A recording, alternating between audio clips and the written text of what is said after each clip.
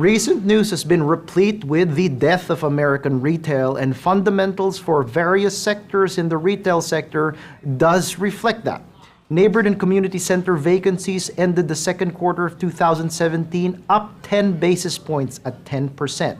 Regional malls actually had a 20 basis point increase in vacancies to 8.1%.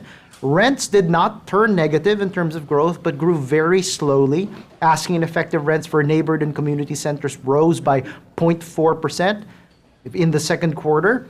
For malls, it was the same at around 0.4%. On a year-over-year basis, this growth rate is really paltry. Asking rents for neighborhood and community centers rose by only 1.8%. Effective rents rose by only 1.7% over the year.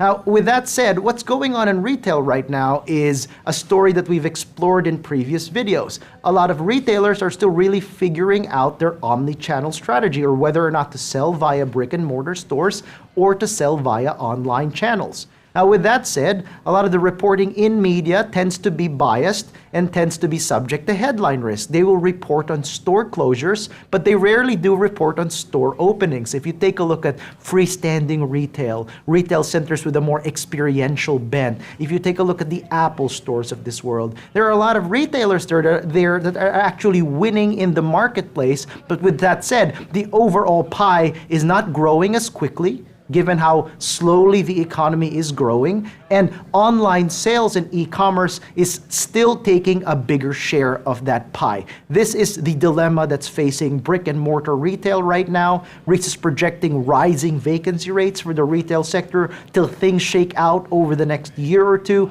But with that said, rent growth should be paltry and not spectacular, still not negative. Retail is not dead, but we have to figure out what's going on over the next few years as retailers themselves figure out their omni-channel strategy.